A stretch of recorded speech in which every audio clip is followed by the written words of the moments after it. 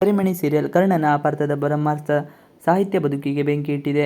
Colours Kannada ಕರಿಮಣಿ ಧಾರಾವಾಹಿ ಶುರುವಾಗಿದೆ. ಈ ಧಾರಾವಾಹಿ ತಂಡ ಪ್ರೊಮೋದಿಂದಲೇ ಕುತೂಹಲ ಹೆಚ್ಚು ಮಾಡಿದೆ. ಮದುವೆ ಮಂಟಪಕ್ಕೆ ಬಂದು ಗೊತ್ತಿಲ್ಲದ ಹುಡುಗಿ ಡಿವೋರ್ಸ್ ಕೊಡುವುದು ಎಂದರೆ ಸುಮ್ಮನೆ ಒಂದು ದೃಶ್ಯಕ್ಕೆ ಊಹೆಗಳು ಕಡಿಮೆನಾ? ಪ್ರೊಮೋ ನೋಡಿದವರಿಗೆಲ್ಲ ಸಾಹಿತ್ಯಳ ಕರ್ಣನಿಗೆ ಮೋಸ ಮಾಡಿಬಿಟ್ಟಿದ್ದಾಳೆ. ಸಾಹಿತ್ಯಳ ಕರಿಮಣಿ ಮಾಲೀಕ ಕರ್ಣನ ಎನ್ನುವ 108 ಪ್ರಶ್ನೆಗಳು ಉದ್ಭವವಾಗಿತ್ತು.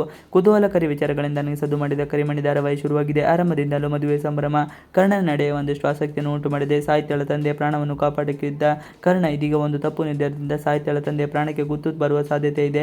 ಮದುವೆ ಸಂಭ್ರಮದಲ್ಲಿ ಸಾಹಿತ್ಯ ಮನೆಗೆ ಒಬ್ಬಳೆ ಮಗಳು. ಈಗ ಮದುವೆ ಕೂಡ ಆಗುತ್ತಿದೆ. ಸಾಹಿತ್ಯಳ ತಂದೆಗೆ ಇಷ್ಟೊಂದು ದೊಡ್ಡ ಕನಸು. ಹೀಗಾಗಿ ಮದುವೆಯನ್ನು ಅದ್ದೂರಿಯಾಗಿ ಮಾಡುತ್ತಿದ್ದಾರೆ. ಮನೆ ಮಂದಿಗೆಲ್ಲ ಸೇರಿ ಸೆಂಟರಿಸ್ಟ್ಗಳೆಲ್ಲ ಸಾಹಿತ್ಯಳ ಮದುವೆಯನ್ನು ಸಂಭ್ರಮದಿಂದ ಮಾಡುತ್ತಿದ್ದಾರೆ. ಸಾಹಿತ್ಯಳ ತಂದೆಗೆ ಮೊದಲೇ ಅನಾರೋಗ್ಯವಿದೆ. ಆದರೆ ಅದನ್ನು ಮನೆಯವರ ಬಳಿ ಹೇಳಿಕೊಂಡಿರಲಿಲ್ಲ. ಆರೋಗ್ಯ ದಿನೇ ದಿನೇ ಕ್ಷೀಣಿಸುತ್ತಿದ್ದನ್ನು ಹೇಳಿಲ್ಲ. ವಿಷಯ ತಿಳಿದರೆ ಮಗಳು ಮದುವೆಯಾಗುವುದೇ ಉಳಿದು ಬಿಡುವ ಅಪಾಯ. ಮೊದಲು ಮಗಳ ಜೀವನ ಸರಿ ಮಾಡಬೇಕೆಂದು ತನ್ನ ನೋವನ್ನು ಬಚ್ಚಿಟ್ಟು ಮೇಲ್ನೋಟಕ್ಕೆ ಖುಷಿಯಾಗಿದ್ದಾರೆ ಸಾಹಿತ್ಯಳ ತಂದೆ. ಮದುವೆ ಸಂಭ್ರಮದಲ್ಲಿ ತಂದೆಗೆ ಮಗಳೆಂದರೆ ಪ್ರಾಣ. ಇತ್ತೀಚೆಗೆ ದೇವಸ್ಥಾನಕ್ಕೆ ಹೋದಾಗಲೂ ಸಾಹಿತ್ಯನ ತಂದೆಗೆ ಎದೆ ನೋವು ಕಾಣಿಸಿತ್ತು.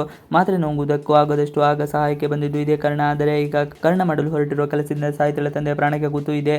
ಕಾಪಾಡಿದ ಪ್ರಾಣನನ್ನು ಕರ್ಣನೇ ತೆಳೆಯುವುದಕ್ಕೆ ಮುಂದೆ ಬಂದಿದ್ದಾನೆ. ಇದೊಂದು ಸುಳ್ಳು ಆರೋಪ ಹೊರಿಸಿದರೆ ಕುಟುಂಬದಲ್ಲಿ ಎಷ್ಟು ದೊಡ್ಡ ಅನಾಹುತವಾಗುವುದು ಸಣ್ಣ ಅರಿವು ಆತನಿಗೆ ಇಲ್ಲ. ಕರ್ಣನಿಂದ ಸಿಕ್ಕಿದೆ ಬ್ರಹ್ಮಾಸ್ತ್ರ ಸಿದ್ಧ. ಸಾಹಿತ್ಯಳ ಬಗ್ಗೆ ತುಂಬಾ ಕಡಿಮೆ ಸಮಯದಲ್ಲಿ ಎಲ್ಲ ರೀತಿಯ ಮಾಹಿತಿಯನ್ನು ಪಡೆದುಕೊಂಡಿದ್ದಾನೆ. ಮದುವೆಯಾಗುತ್ತಿದ್ದಾಳೆ ಎಂಬ ಮಾಹಿತಿಯು ಕರ್ಣನಿಗೆ ಸಿಕ್ಕಾಗಿದೆ. ಹೀಗೆ ಮದುವೆ ನಿಲ್ಲಿಸುವ ಸೇಡು ತೀರಿಸಿಕೊಳ್ಳುವಂತ ಬ್ರಹ್ಮಾಸ್ತ್ರ ರೆಡಿ ಮಾಡುವುದಕ್ಕೆ ಹೇಳಿದ್ದಾನೆ. ಆತನ ಅಸಿಸ್ಟೆಂಟ್ ಆ ಬ್ರಹ್ಮಾಸ್ತ್ರವನ್ನು ಸಿದ್ಧ ಕೂಡ ಮಾಡಿ ಆಗಿದೆ. ಸಾಹಿತ್ಯ ಹಾಗೂ ಕರ್ಣನ ಮದುವೆ ಆಗಿರುವುದು ಹಾಗೂ ಡಿವೋರ್ಸ್ ಕೇಳಿರುವ ದಾಖಲೆಯನ್ನು ರೆಡಿ ಮಾಡಿಸಿದ್ದೇನೆ. ಇದು ಕರ್ಣನ ಕೈ ಸೇರಿದೆ.